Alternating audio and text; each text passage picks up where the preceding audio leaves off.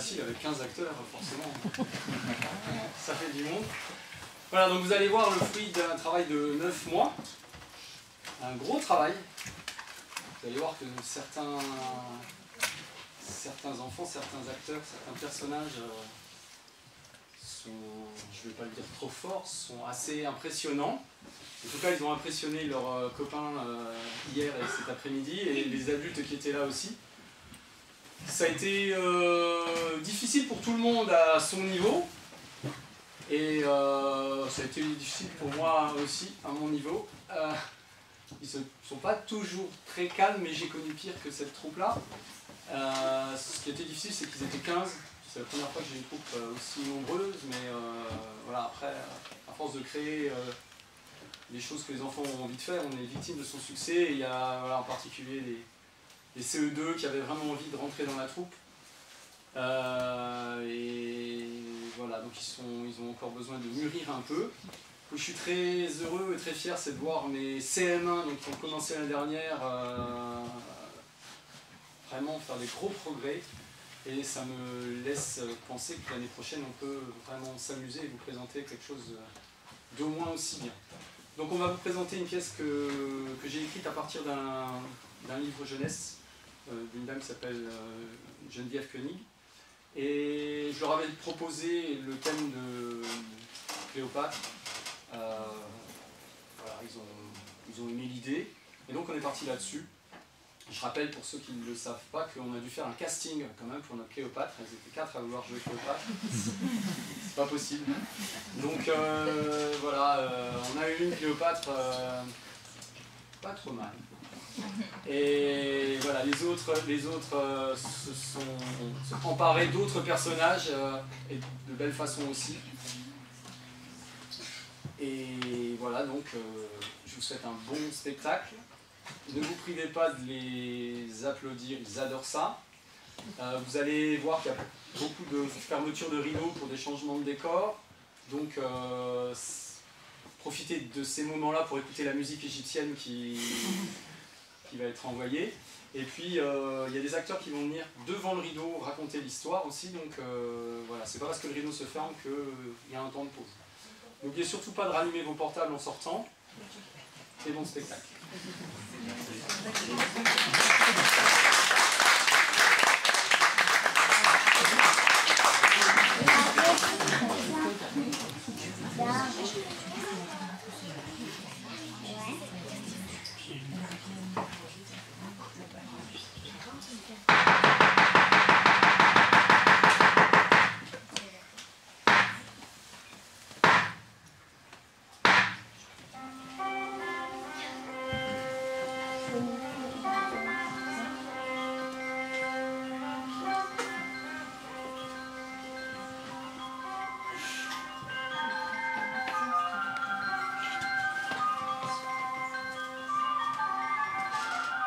Lorsque les navires du puissant Jules César entrèrent dans le port d'Alexandrie, par un beau jour d'automne, de l'an 3 du règne de la reine Cléopâtre, qui en ce temps-là régnait sur l'Égypte avec son frère Ptolémée, nul n'aurait pu imaginer l'incroyable destinée de cette femme. Belle, intelligente, bref. Alors que les abominables conseillers de son frère l'avaient poussé à fuir dans le désert de l'Est, craignant pour sa vie, un messager de César arriva. César exigeait sa présence à Alexandrie. Pourtant, de nombreux dangers l'attendaient sur les routes d'Égypte. Car Ptolémée, ne se contentant plus de son exil, voulait sa mort. Le soir même, sous un ciel sombre, éclairé d'une lune d'or et de milliers d'étoiles, nous quittâmes notre refuge. J'enroulai ma reine dans un tapis franchissant ainsi bien les dangers. Nous atteignîmes par les ports oubliés que seuls les esclaves utilisent, le palais et les appartements de César. Prétextant apporter un cadeau de la part de la reine Cléopâtre pour l'illustre général romain, j'arrivai enfin devant le grand César. Déposai alors le tapis sur le sol avec une infime douceur et le déroulai à ses pieds. Alors, Cléopâtre, reine d'Égypte, se leva devant Jules César. Vous vouliez me voir, César? Me voici, lui dit-elle. Le célèbre général vainqueur des Gaules et de la Germanie avait mené bien des batailles et connu bien des surprises. Mais devant tant d'audace, de sang-froid et bien sûr de beauté, il tomba sous son charme. Et après une nuit, à parler, à rire et à boire, il lui promet de l'aider à reconquérir le trône d'Égypte. Et Jules César tint parole.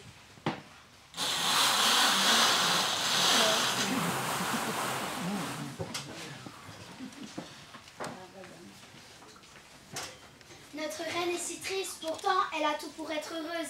Elle est reine d'Égypte et mère de Césarion, un jeune prince adorable, mais il lui manque l'essentiel, l'amour de Jules César, le père de son fils, assassiné par Brutus il y a plus de 2 ans. Majesté, Majesté, le soleil est levé depuis longtemps déjà. Devriez vous réveiller aussi. Je sais, Charlemagne, mais laisse-moi tranquille quelques instants encore. Juste un peu, sois gentil. Car vois-tu, tu me sors d'une nuit de cauchemar, plein de sang, de poignards et de cris. Je ne peux pas cacher si vite ma fatigue, mes peurs et mon chagrin. N'ajoute rien, Charlemagne, ou tu vas me répéter ce que je dis souvent. Et tu aurais raison. Une reine doit sourire, rassurer et décider tout le jour.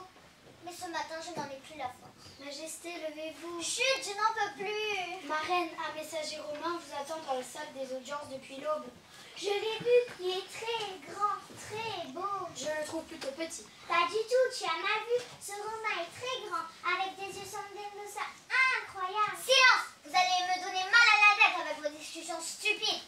Un messager romain, dites-vous quel est son nom, qui l'envoie? Je l'ignore, Majesté. Je n'en sais pas plus, Majesté. Mais pourquoi ne m'avoir pas prévenu plus tôt, petite sotte? Que faites-vous là, Romain? Vite, ma toilette!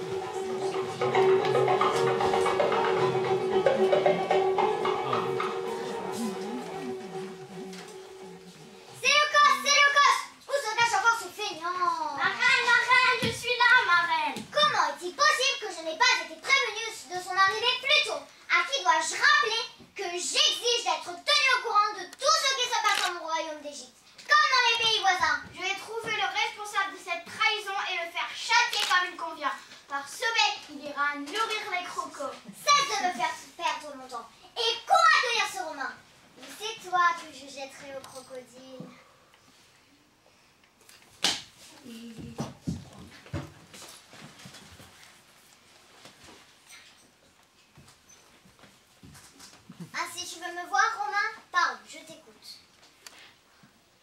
Aimable Pharaon, je suis élu s'envoyer du consul Antoine. L'éclat des victoires d'Antoine sur les terres d'Asie est venu jusqu'à moi à début.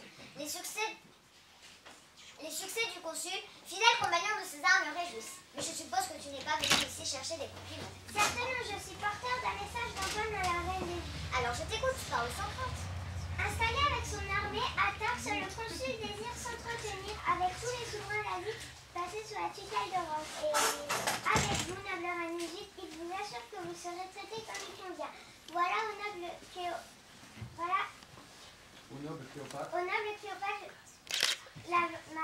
ma raison de ma venue à Alexandrie. J'accepte avec plaisir l'invitation du consul Antoine. Rien ne saurait me faire plus plaisir que de le rencontrer ainsi que tous les souverains d'Asie placés sous la tutelle de Rome. Cependant, Délius, préviens Antoine qu'il me faudra quelques jours pour me préparer à ce long voyage.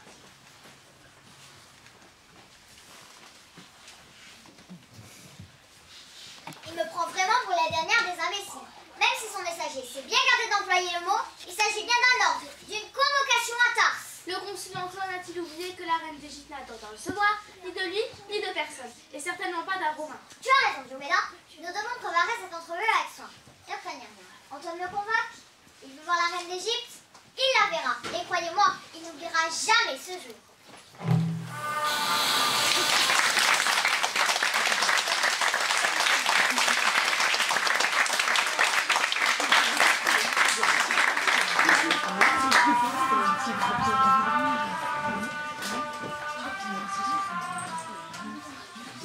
Quelle femme extraordinaire, n'est-ce pas?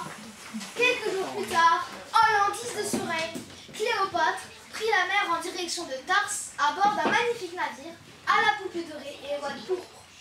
Ces servantes étaient habillées en nymphes et des enfants vêtus en angelots jouaient de la lyre et de la flûte à ses pieds. Elle avait 28 ans, une beauté éclatante et un esprit vif et un plan qu'elle espérait infaillible pour faire du Romain Antoine son allié. Malgré sa fierté, elle était consciente que de lui dépendait l'avenir de son royaume d'Égypte, sa vie et celle du prince Césarion.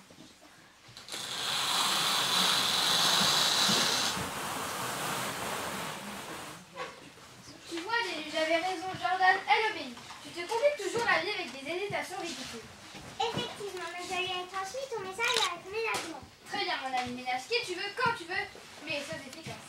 Moi, je vais l'interroger à l'instant et lui rappeler comment doivent agir les souverains placés sous la tutelle de Rome. Car Cléopâtre n'est reine que parce que nous le voulons bien.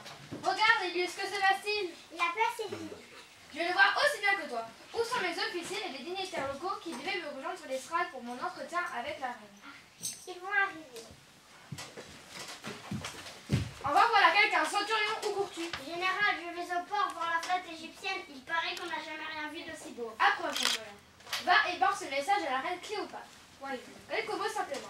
Dis-lui, le consul désire vous voir immédiatement sur la grande place. Antoine, Tes scrupules me fatiguent, mon ami. les vrais amis ne cachent jamais la vérité. Bien, alors dis simplement à la reine que le consul invite à dîner ce soir en son palais. Es-tu satisfait d'Elius? Voilà qui est mieux.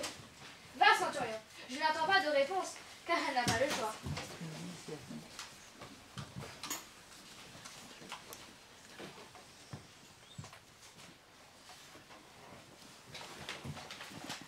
Général, la reine t'invite à souper sur son navire avec bien entendu tous tes amis et tes officiers. Comment? Non seulement elle n'obéit pas à mes ordres, ne va pas là où je l'attends, mais refuse mon invitation et m'invite à son tour, c'est le comble. Oublie ta colère, tu l'interrogeras demain ou après-demain. Car selon qu'on raconte, ça sera un réel plaisir de souper sur son navire. Vraiment? J'en suis certain, Cléopâtre a le sens de la fête et aime les bonnes choses. C'est entendu. Centurion court dire à la reine que j'accepte son invitation. À ce soir, Elius. Oh Dieu, qu'elle est belle, c'est ce qu'Antoine dit lorsque stupéfait, nous franchîmes la passerelle du navire. Près de leur souveraine, des dizaines d'esclaves s'affairaient. Il y avait des jeunes filles ressemblantes aux nymphes ou jeunes garçons aux dieux de l'amour. D'autres jouaient de la harpe, de la flûte, de la harpe ou de la cithare, inventant une musique délicieuse. D'autres encore s'occupèrent du buff parfum d'où s'échappait une senteur exquise qui se répandait dans l'air du soir. Et durant 4 nuits féeriques, ma reine déploya ses charmes pour prendre ton consul dans ses filles. En effet, Apollodore, mon ami, et te souviens-tu qu'Antoine ne croyait plus de dépenser plus d'un seul banquet l'enfermant dans Paris? Un pari qu'il perdit. Je la revois encore, l'une de ses boucles d'oreilles d'or et de perles. Et je revois encore l'étonnement d'Antoine lorsqu'elle la jeta dans une coupe remplie de vinaigre apportée par un esclave. Sitôt la perle dissout dans le vinaigre, elle porta la coupe à ses lèvres et but.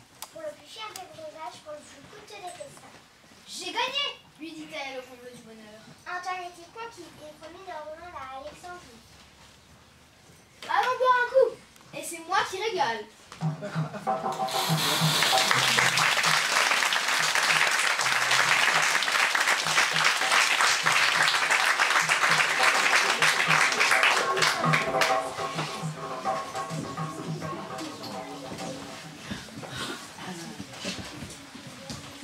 Désormais, l'Égypte s'arrête et son jeune prince sont protégés par un plus puissant romain, Antoine. Devenu en quelques mois son ami, Cléopâtre ne veut pas l'admettre, mais si elle écoutait son cœur, elle serait qu'elle est amoureuse.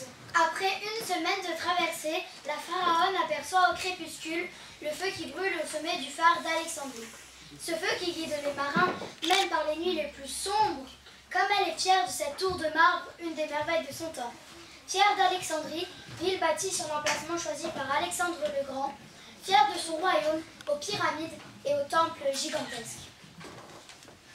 Depuis son retour à Alexandrie, Cléopâtre répartit son temps entre les affaires de son royaume et son fils. Comme elle sait qu'un prince doit être savant pour devenir bon pharaon, elle choisit pour Césarion les meilleurs maîtres. Dès qu'elle le veut, elle partage avec lui tout ce qu'elle sait. Son amour des belles choses, son goût de l'étude, son plaisir de lire, d'écrire, de découvrir, de discuter.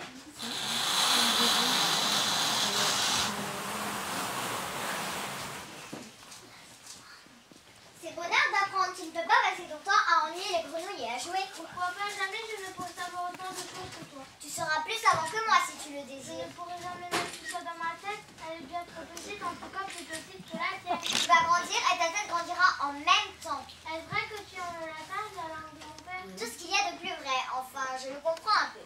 Mais non pas la personne. Ce sera notre secret. Promis. Demain, je t'emmènerai à la bibliothèque ou au musée. Nous rencontrerons Potin, le mathématicien, ou l'astronome Saucigène. Tu verras comme c'est agréable de l'écouter parler de la lune qui croit qui décroît. La bibliothèque d'Alexandrie compte 700 000 ouvrages, 700 000 rouleaux de papyrus. Te rends-tu compte de cette merveille? Ok, oui, je m'en rends compte. Quant au musée, Je me dirai cela demain, si tu le veux bien. Majesté, le navire de guerre romain approche du phare. Il s'apprête à rentrer dans le grand port. Quels sont vos ordres? viennent-ils de l'Est? Ils arrivent de l'Est, Majesté. Faut-il bloquer l'entrée du port? Certes non, Diomède. Cours accueillir le consul Antoine et conduis-le au palais. Je l'attendrai sur la terrasse au jasmin. Nous poursuivrons nos travaux demain si tu le veux bien. Ira, charmure, recoiffez-moi. Sortez mon éton et mon imaton rehaussés de fils d'argent. Malheur à vous, lamentable tortue, que vous êtes lente aujourd'hui. Antoine arrive, ne comprenez-vous pas? Quelques minutes plus tard, Antoine et Cléopâtre se retrouvèrent sur la terrasse Jasmin. Entre les baisers, les rires, les serments d'amour, ils se firent la promesse de ne plus jamais se quitter. Durant les mois qui suivent, Antoine et Cléopâtre s'amusent tant qu'ils qualifient eux-mêmes leur vie d'inimitable. Les plaisirs succèdent aux plaisirs, toujours surprenants, toujours nouveaux. Pour lui plaire, la reine prépare des fêtes, des festins, des cortèges étonnants et des promenades originales à la découverte des merveilles d'Alexandrie. Elle joue, elle chante, elle se déguise, elle boit, elle mange, elle rit. En cet hiver de l'an 11 de son règne, la reine connaît un bonheur parfait. Et elle est enceinte. Césarine grandit, s'assagit et s'instruit. La crue du Nil a été bonne, ni trop abondante, ni trop faible. Les récoltes s'annoncent excellentes. Les caisses sont pleines et l'ordre règne dans ce royaume.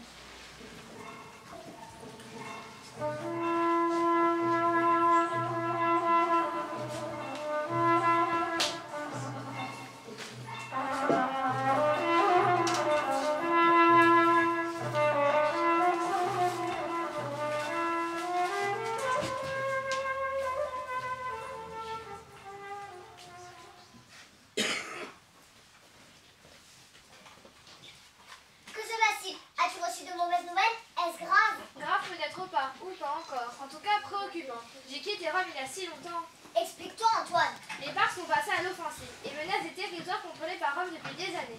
La Syrie, la Ziminaire, la Judée maintenant. Quant à Fulvia, Fulvia, ton épouse, n'est-elle pas à Rome? Sois plus clair, je ne comprends rien à ce que tu dis. justement, Fulvia s'agite à Rome, elle me supplie de rentrer. Octave profite de mon absence, m'écrit-elle, pour augmenter son pouvoir et me nuire Octave, le petit-neveu de César, lui-même. Fulvia m'appelle de ce gamin, car je pourrais être son père, combatte contre moi. il y a des mois, ce gamin, comme tu dis, a obtenu du Sénat de Rome des pouvoirs extraordinaires pour combattre tous nos ennemis. Il est triomphant maintenant, au même titre que toi. En tout cas, Fulvia le craint. Alors pour son affaire, elle sème me trouve dans toute l'Italie, crée des soulèvements ici et là. Elle espère ainsi prouver à Octave que j'ai de très nombreux partisans et m'oblige par la même à y rentrer. Ta femme a raison, il est puissant et ambitieux. Si je comprends bien, tu comptes quitter Alexandrie. Oui, je dois lui soumettre les Parthes à la puissance de Rome, les vaincre définitivement et rentrer en Italie où Octave... Ainsi tu vas partir, comme César. Nous serons séparés pour toujours, peut-être. Je serai de retour dans quelques mois. Avant que tu partes, je veux que tu partages mon secret, notre secret. Je veux que tu saches que notre enfant naîtra au premier jour de l'été. Je reviendrai, le temps de quelques combats, et je reviendrai.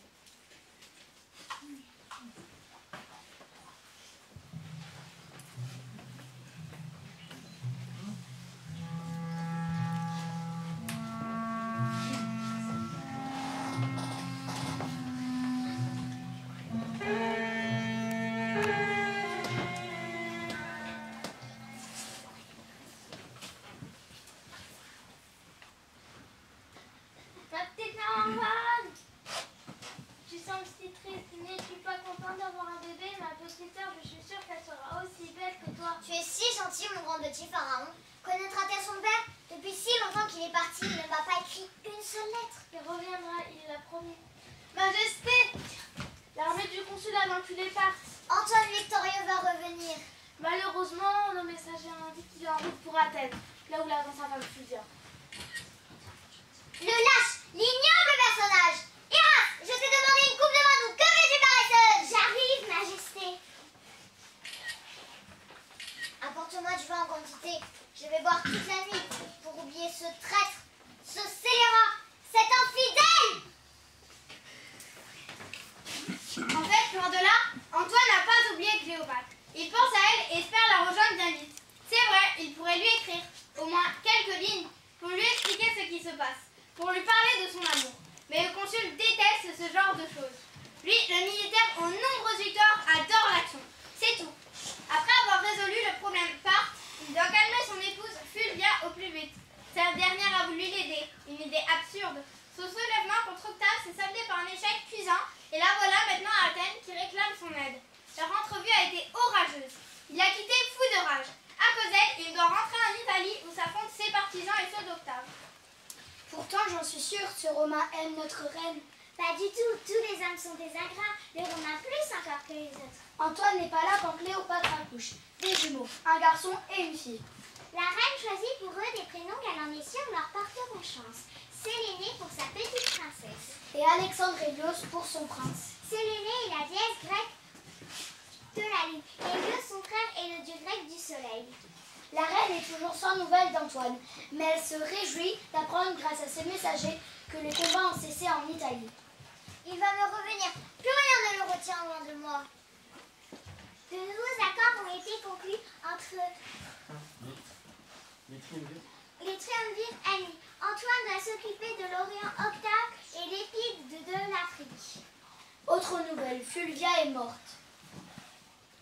La pharaon espère, désespère, envoie des messages et finit par apprendre qu'Antoine, son Antoine, Celui qui lui a tant de fois juré un amour éternel, a épousé Octavie, la sœur d'Octave. Octavie, que le malheur soit sur eux, que les dieux punissent cet ingrat. Octavie, une femme jeune, beaucoup plus jeune qu'elle, connue, célèbre pour sa grâce, sa bonté, son honnêteté, son intelligence et sa rare beauté. elle aurait pu comprendre un mariage intérêt, un mariage politique, pour mettre fin à une guerre ou sceller un accord, mais on lui affirme qu'Antoine est amoureux d'Octavie. Jamais la reine n'a tant pleuré.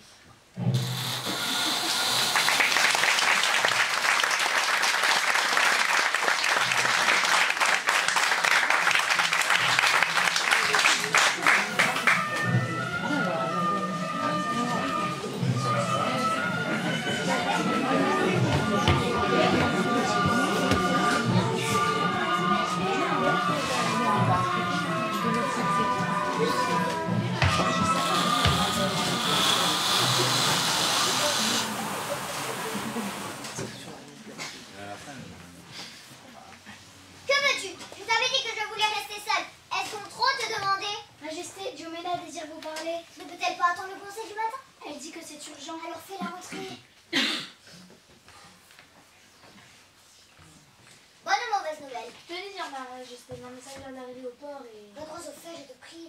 Majesté, le consul Antoine a soudainement quitté son épouse Octave. Le procureur qui la abandonne. Abandonner sa femme? Est-ce donc une seconde nature chez Antoine? Connais-tu la raison de son départ, Jumena? Je l'ignore, majesté, mais la nouvelle était si surprenante que je souhaitais vous la faire connaître immédiatement. Le consul s'en inutile? Peut-être. En tout cas, il vient des ranchers d'Asie, la belle cité proche de la mer. A-t-il envie de retrouver la douceur de vivre des pays d'Orient? Ou veut-il se couvrir de gloire sur les champs de bataille pour évincer l'orgueilleux Octave? Tout est possible, majesté.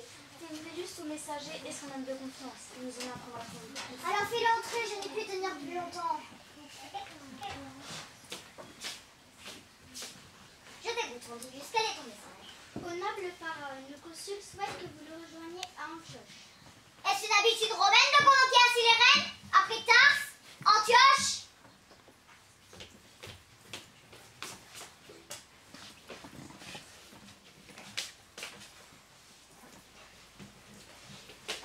Je viendrai à Antioche, préviens le consul. Bien, votre majesté. Refuser l'invitation de l'homme le plus puissant aurait été une folie.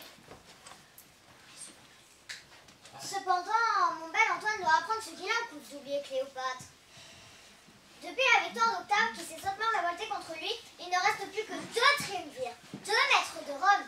Mais c'est un de trop. C'est un de trop. Voilà pourquoi Antoine m'invite. Il a besoin de la reine d'Égypte et de ses richesses. C'est certain. Mais a-t-il envie de mon amour?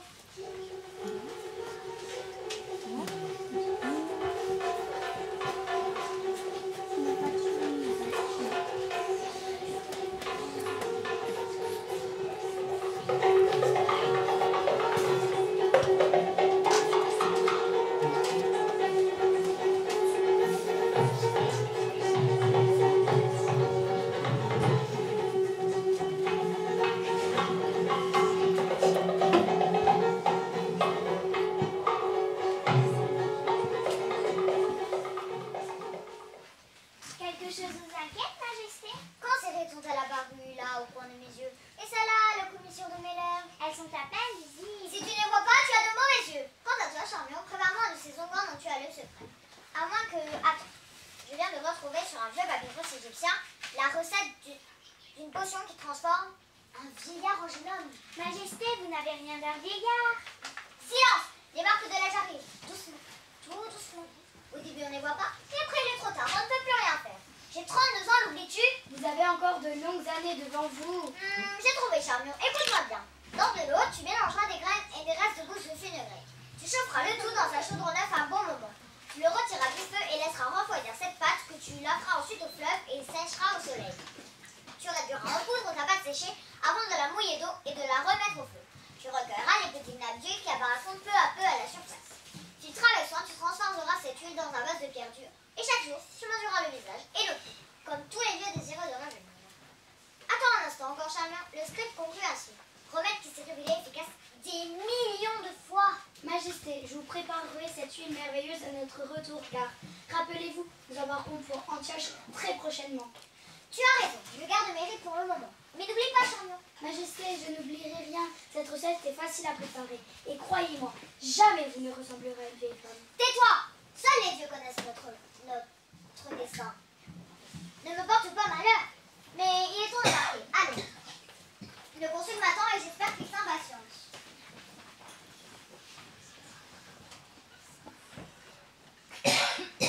Après une traversée sur une mer calme et douce, Cléopâtre retrouva enfin Antoine.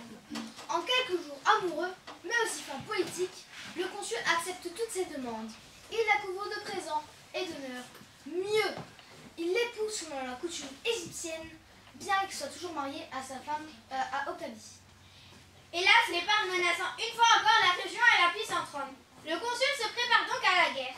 Cléopâtre est inquiète. Les Parthes sont des soldats redoutables. Antoine, lui, est confiant. Qui pourrait vaincre Antoine? N'est-il pas le nouvel Alexandre? Comme lui, personne ne l'empêchera de conquérir l'Asie pour la plus grande gloire de Rome. Dioméda, quelle nouvelle de la guerre? Ô dieu d'une île de l'Olympe, faites que les nouvelles soient bonnes. Hélas, Majesté, elles sont catastrophiques. L'impensable s'est pris. La campagne d'Antoine a tourné au désastre. Devant les Parthes vainqueurs, les Romains enfuient et comptent, dit-on, des milliers de morts. Mais il est sur la côte syrienne avec ses soldats rescapés. Et c'est vous qui leur faites appeler au secours. Et non Octave. Alors nous n'avons pas de temps à perdre. Fais rassembler les troupes. Nous partons pour la Syrie. La reine a réagi aussitôt.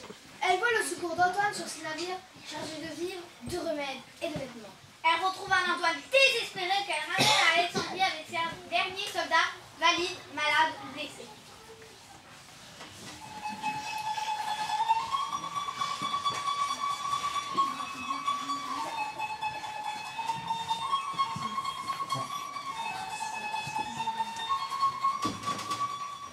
Antoine, tu as perdu une bataille, nous sommes sûrs. Dans quelques mois, les Parthes connaîtront le but de la bête. Car tu seras vainqueur. As-tu entendu ce que disaient ces hommes? Non, je n'en ai plus la force. Moi aussi, je suis allée les voir et je peux t'assurer qu'ils te sont toujours debout. Ils te respectent, ils t'admirent et sont prêts à se battre pour toi dès demain si tu leur donnes. Que puis-je faire pour eux? Où sont les erreurs? Tant de soldats sont morts au combat de froid, de faim ou de maladie par ma faute. Ceux qui vivent se souviennent de ta montée quand surmontant ta fatigue. Tu as eu pris des mourants au mépris du danger. Ma défaite, oui. Oublie cette campagne maudite et pense à l'avenir. Le doux climat de l'Égypte te rendra la santé. Et nous y serons bien, comme jadis entourés de nos enfants. Comme jadis, tu te trompes, Cléopâtre. Jamais nous ne retrouverons une vie inimitable. Jamais. Une autre tout aussi agréable nous attend. Du repos, voilà ce que j'ai fait. prendra confiance et repartira pour le Ma courageuse petite reine, rien n'est grand comme ta force. Rien en effet. Peut-être as-tu raison. Cependant, des 200 marteaux, de l'or, des armes et des loups que tu me donnas pour combattre les portes, tout a disparu. Mais c'est sans importance, je t'en donnerai encore. Oublies-tu la richesse de l'Égypte et de sa pharaon?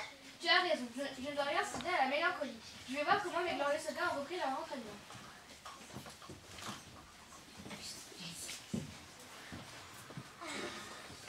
Majesté, détendez-vous avant que je vous masse les temps. Mes bonnes petites, heureusement que je vous ai. Vous comprenez mes peines et adoucissez ma vie. Vous vous trompez, ma reine, notre présence n'est rien. Mais celle du consul vous a rendu le sourire. Insolente et clairvoyante. C'est vrai, j'aime quand il est là. Et notre amour sans renforcé de ses épreuves. Le courage dont il fait preuve ces dernières semaines me pousse à oublier son humeur sombre et ses caprices. Merci, Charmure, je me sens déjà mieux. Ne serais-tu pas un peu magicienne? Majesté, quel bijou voulez-vous porter aujourd'hui? Que diriez-vous de ce collier? Il est parfait et ira très bien avec ses boucles d'oreilles.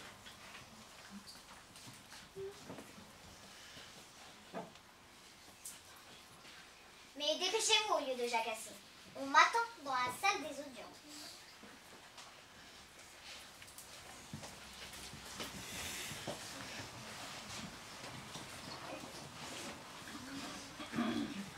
Au printemps de cette année-là, la mauvaise humeur du consul disparaît le jour où, revenant d'Asie, je lui apportai une nouvelle incroyable. Le roi d'Arménie complote contre Rome. Aussitôt, Antoine, à nouveau plein d'énergie, pour partir punir le rebelle. Quelques jours plus tard, il fonce vers l'Arménie à la tête de ses légions. En moins d'un mois, il est vainqueur. Il s'est battu comme un lion enragé. Il a pillé, volé, brûlé des centaines de prisonniers et a capturé la famille royale arménienne. Il s'est emparé d'un butin impressionnant et a déclaré le pays province romaine. Son honneur et sa joie de vivre légendaire. Combien de prisonniers as-tu capturés? Je vous impose aussi qu'ils sont prisonniers. Et c'est quoi ce triomphe? Tu sais, cette fête est une belle coutume romaine. Fouille tes souvenirs, Césarion, et rappelle-toi du triomphe de César à Rome. Tu y étais à mes côtés? Comment m'en souvenir? J'étais trop jeune, je vois à peine le visage de mon père. Effectivement, tu n'avais pas encore 2 ans, mais tu semblais très intelligent. J'ai tout oublié. Voyons, mon garçon. Qui reste n'ont-ils pas appris à Rome? Le général vainqueur reçoit le titre d'impérateur sur le champ de bataille au soir de sa victoire et qu'il a célébré en un grand défilé? Écoute, bien mon frère, je te résume la chose. Le jour du triomphe, tu verras en tête du cortège les prisonniers et les bêtards apportés des pays conquis. Puis, le char du vainqueur, le mien donc, et enfin, mes légionnaires, car mes victoires sont aussi les leurs. Effectivement, que fera un général sans soldat? Mais pourquoi célébrer ton triomphe à Alexandrie ou en Rome? Pourquoi partir si loin alors que la vie est si douce ici? Et puis, vois-tu, le royaume d'Égypte est le plus sûr allié de Rome. Alors, ici ou là-bas, je ne vois pas de différence. Un triomphe reste un triomphe. Assez de discussion pour aujourd'hui. Que diriez-vous d'une balade le long de la mer? Bien volontiers, ma reine. Qu'en dis-tu, soldat? À aux armes, mon général. Mais faisons vite, la nuit est très proche.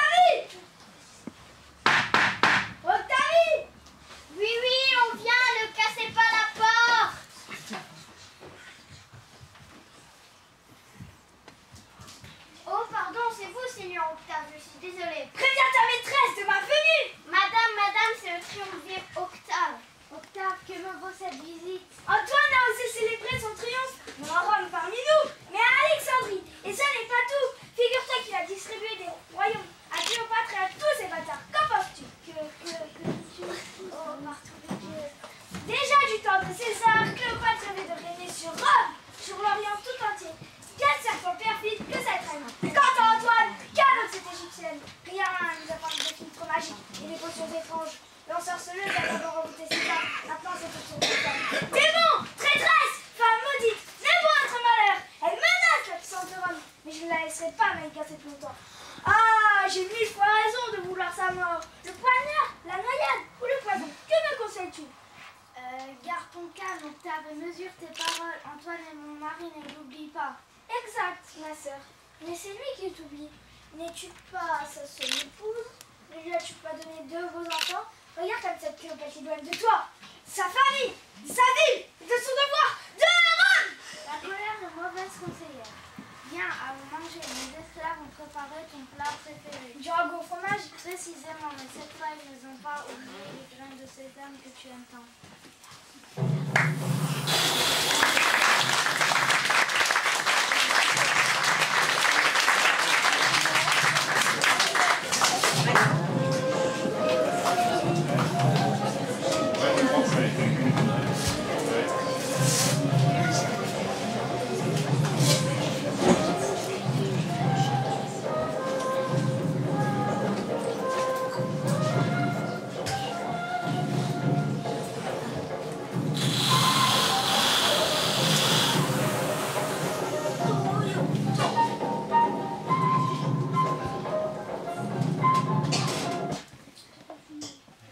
Depuis des mois, le redoutable et ambitieux Octave multiplie les calomnies contre Cléopâtre et appelle la magicienne pour mieux atteindre Antoine. Il fait preuve d'une grande imagination. Il sait qu'il n'y a rien de mieux pour perdre quelqu'un que des rumeurs méchantes et mensongères qui parcourent la ville, se déformant et s'amplifiant sans cesse. Mais Antoine a encore de fidèles partisans à Rome et Mais voilà Octave! Il est temps de déclarer la guerre à cette reine d'Égypte malfaisante. Pourquoi cette guerre si c'est Cléopâtre hâte la tutelle de Rome? Pourquoi? Oubliez-vous qu'au jour de son triomphe, Antoine nous donna le pouvoir sur de nombreux territoires. Maintenant la reine d'Égypte règne aussi sur la Syrie. Nous avons cela! Puisque vous le savez, n'oubliez pas, car Cléopâtre possède un royaume si vaste, si riche, si menaçant. C'est une manipulation! Mais si vous le voulez, mais j'affirme que cette femme menace notre glorieuse Rome. Nous sommes bel et bien à la merci d'une reine étrangère. Calomnie! Oui, Octave a raison, elle est une menace. Vous exagérez. Voyons, Octave, tu sais bien que la réalité est tout autre. Cléopâtre est un danger pour Rome. Laisse-moi rire. Elle n'est rien sans Antoine, le punible des Romains. Mes amis, l'Antoine que vous connaissez n'existe plus. Ne voyez-vous pas qu'il peut mettre de ses décisions, qu'il est entièrement soumis à cette femme? Ne l'écoutez pas, sénateur. Antoine est, et demeure romain, le meilleur d'entre nous. La tutelle de Rome sur les terres d'Orient est intacte grâce à lui. Il vient même de conquérir leur mine. Quant à Cléopâtre, c'est elle qui est soumise à Antoine, pas l'inverse. Elle dépend de lui, donc de Rome. Étrange situation tout de même que celle d'Antoine. En effet, car en tant que mari de Cléopâtre, s'il n'est pas roi, il est le père de 2 jeunes rois et d'une petite reine. C'est propre, ça fait. Mais rien n'en est moins sûr. Souvenez-vous, sénateur, qu'Octavie est l'épouse d'Antoine. Et ici, avec ses 2 enfants, seuls, abandonnés, voilà l'œuvre de Cléopâtre. C'est une honte, protéger Rome et déclarons la guerre à la reine d'Égypte. Oui, pour la gloire de Rome, guerre! Le Sénat et le peuple doivent déclarer la guerre à la reine d'Égypte. Guerre! Guerre! Guerre! Guerre!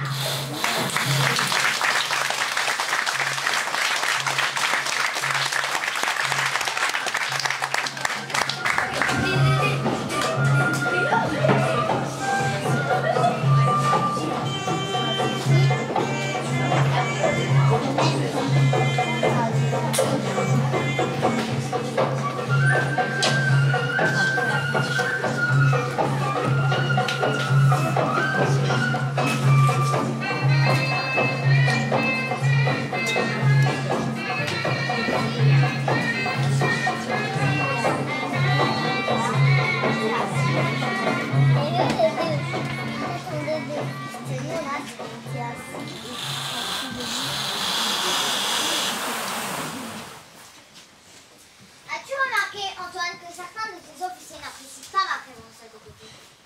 Comprends-les, tu es une femme et tu es Réal sont des soldats des républicains. Qui déteste la royauté? Est-ce bien cela? Donc si je comprends bien, recevoir l'argent, les navires, les armes et les vivres de la reine d'Égypte ne gêne ni tes officiers, ni toi d'ailleurs. Mais ils rêvent de chasser celles qui leur ont fait le cadeau. C'est un peu ça. Mais voyons, tu sais bien que la guerre est une affaire d'hommes. Je ne sais que trop à force de l'entendre. Ils veulent aussi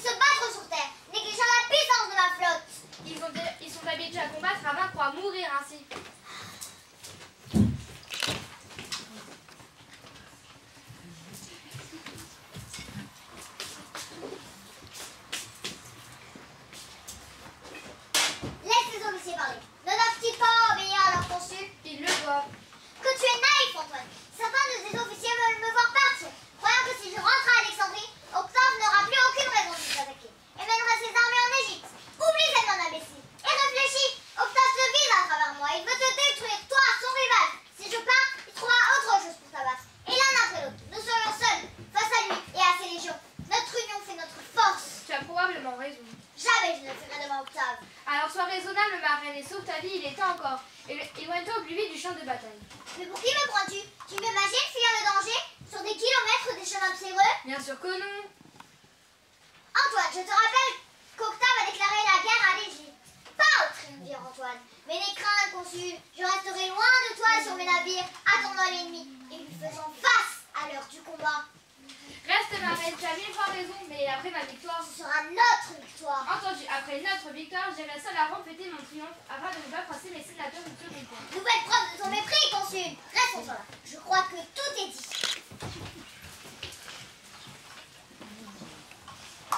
Pendant 4 jours, les violentes tempêtes empêcha tout combat. Mais au matin du 5e jour, le vent tomba et ils se calmèrent. Vêtu de son armure de sa cape rouge d'impérateur, coiffé de scasse et d'asselin, le consul s'adressa à ses hommes avant la bataille. Soudain, le moment de l'action est venu, dit-il. Les auspices nous sont favorables, les dieux sont avec nous. Alors, dans un élan commun et prodigieux, tous les jeunes reprirent. Tuerons, pourtant nous vaincrons. Les flottes ennemies firent alors voile l'une vers l'autre pour un affrontement titanesque. Mais bientôt, plus petits et plus maniables, les navires d'Octave encerclèrent le gros de la flotte d'Antoine qui, malgré l'ardeur au combat de ses hommes, se retrouva rapidement en fâcheuse posture. Placés un peu plus loin par le consul, les navires de Cléopâtre n'étaient pas encore attaqués, mais n'intervenaient pas. La mêlée fut brutale. Tous les coups étaient permis. Le sang coulait au milieu des cris et des gémissements qui se perdaient dans un tumulte affreux. Ce n'était que choc violent. Rames, sonneries de trompettes, hurlements des assaillants et rames brisées. Parfois, le bruit sourd des corps tombait à la mer répondait au crépitement des flammes, dévorant les mâts, les voiles et les cordages. Les navires en partie brûlés disparaissaient dans la mer, tandis que d'autres s'étaient pris d'assaut et étaient capturés par les armées d'Octave. Depuis son navire amiral, Cléopâtre comprit que de cette façon-là, la situation de la flotte d'Antoine était désespérée.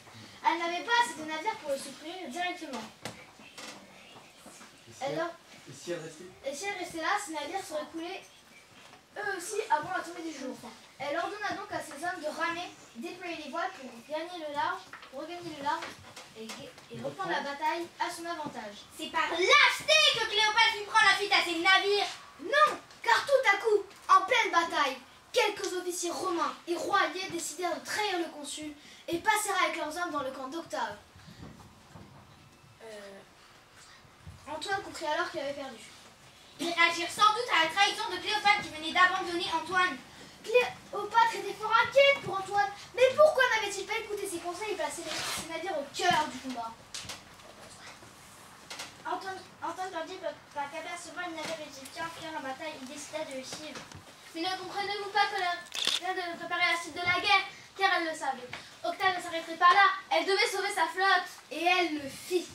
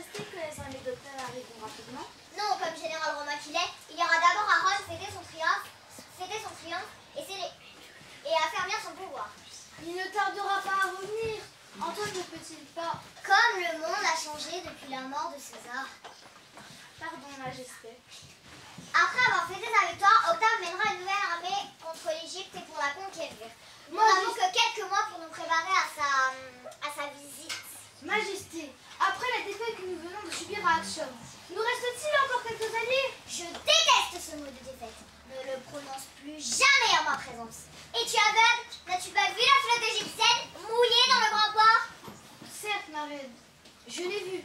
Je voulais justement dire que nos pertes sont légères. Voilà qui est mieux.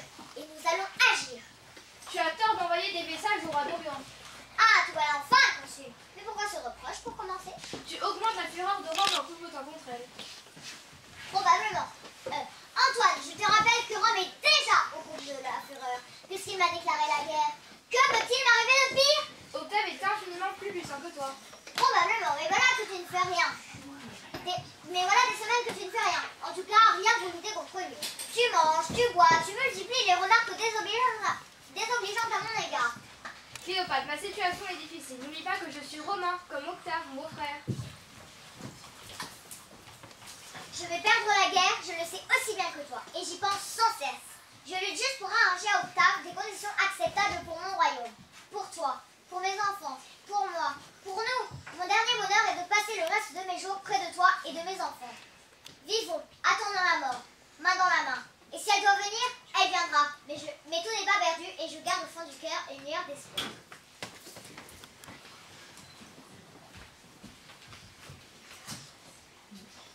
Antoine écrit Octave. Il lui a proposé un marché. Dans sa lettre, il s'engage à vivre le reste de ce séjour comme simple citoyen en Égypte ou en Grèce, s'il accepte de sauver Cléopâtre.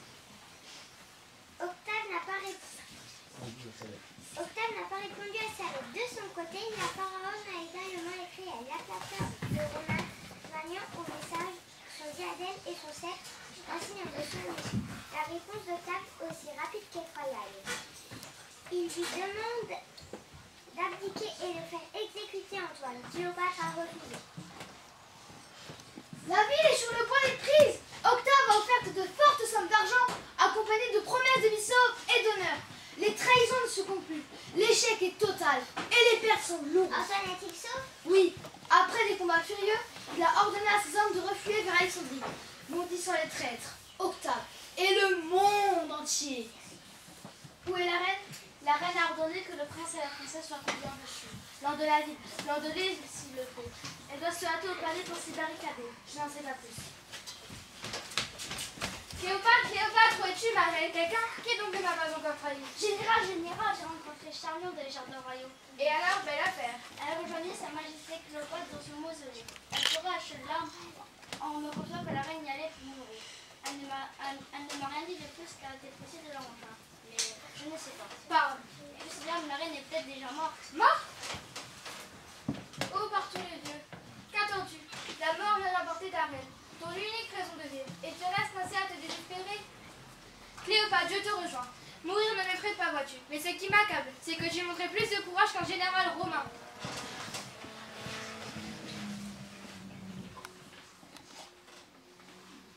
Il est temps de tenir ton ancienne promesse, et nos barbiers s'en souviens-tu? Mon ami, j'ai bonne mémoire à vous tuer si vous me le demandez. La reine est morte, j'ai tout perdu en la perdant. Alors prends mon épée et ôte-moi la vie.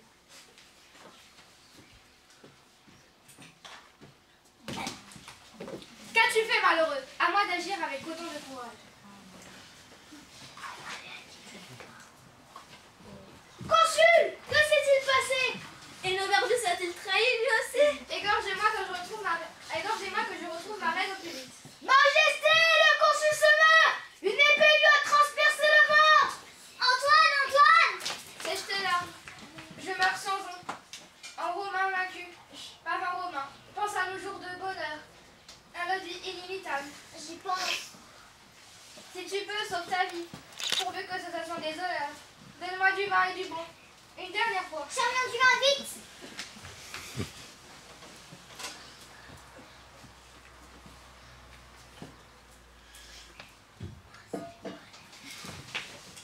Prévenez Octave de la mort du consul.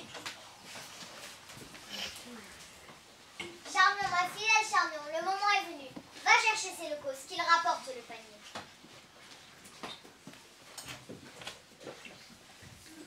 Serre-moi du vin dans la coupe qui toucha les lèvres d'Antoine.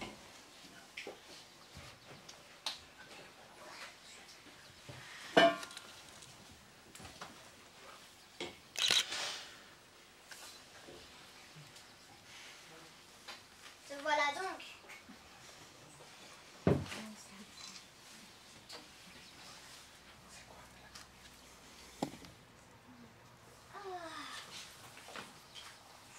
Je vous rejoins, Majesté. Voilà, dis-moi, Charmion, elle a enfin décidé de mourir. Bien. Tout est bien en effet. est digne d'une femme issue de tant de rois.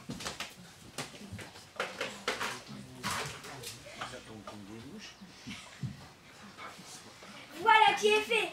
Rome est tout à moi. Ma victoire est sans appel.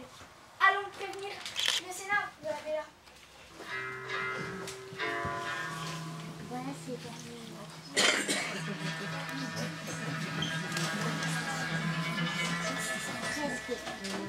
Octave fit enterrer Cléopâtre à Alexandrie près d'Antoine, mais nul ne sait où est leur tombeau.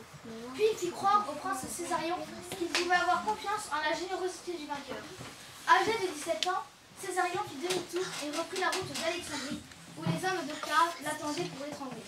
Désormais, Octave, qui est son neveu, est le seul héritier de Jules César, et le seul maître de Rome. Antoine et Césarion disparus, plus personne ne le gêne sur la route du pouvoir. Il a obtenu des sénateurs de Rome du titre d'Auguste, ce qui fait de lui le premier empereur de Rome, et qu'il est maintenant honoré comme un dieu.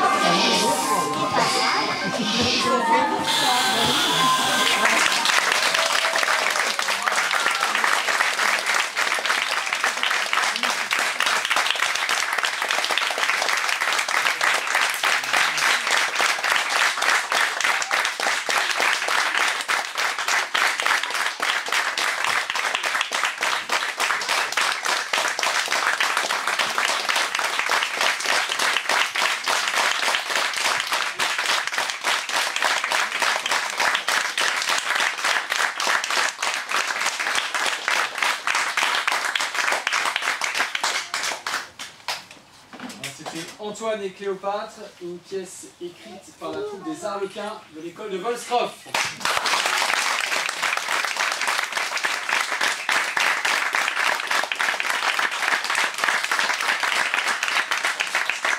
Avec dans le rôle de notre magnifique reine d'Égypte, Cléopâtre, Ici Marnas.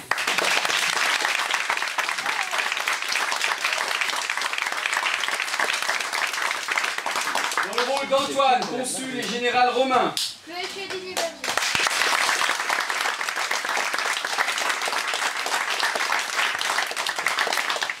dans le rôle d'Iras, servante de Cléopâtre, Anaïs Dawen-Darfel.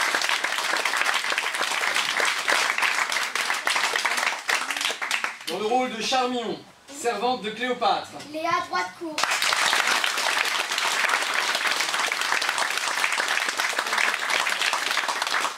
dans le rôle d'Apollodore de Sicile, le vieux et fidèle soldat de Cléopâtre, Mathis Langlade.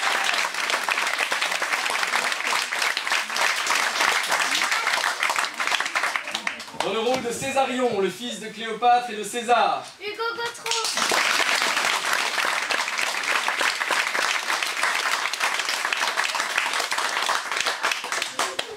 dans le rôle de Démétrios, conseiller d'Antoine, Il en avait Girac.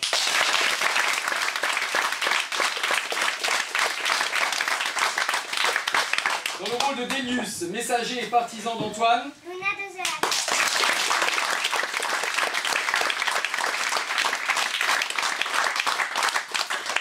dans le rôle d'Énobarbus, sénateur et fidèle ami d'Antoine, Raphaël Ziborlin.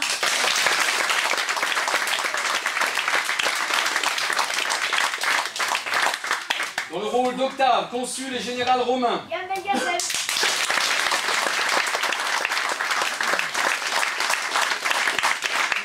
dans le rôle d'Octavie, sœur d'Octave et seconde femme d'Antoine, Anima.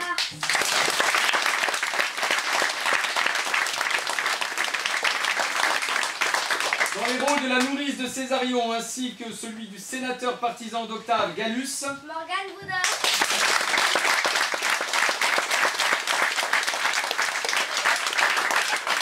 dans les rôles de Dolabella, sénateur partisan d'Octave, ainsi que de Fonteius, messager d'Antoine, Adi Postine.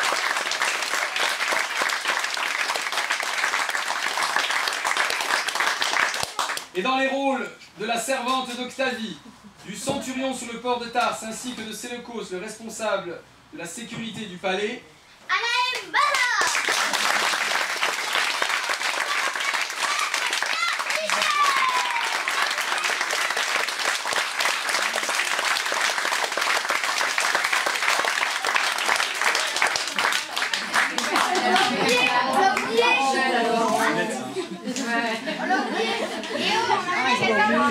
Ah oui, dans le rôle de Diomeda, conseillère de Cléopâtre. Élise Vully.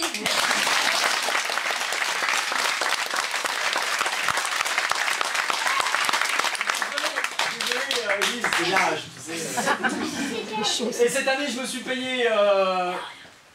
suis payé une assistante décoratrice qui m'a aidé à faire tous ces beaux décors et une régisseuse son en la personne d'Amandine Klein.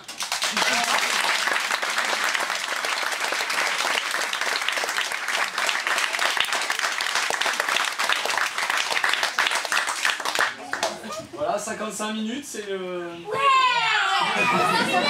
C'est bien, faut pas aller trop vite, c'est bien, c'est bien. Félicitations encore une fois.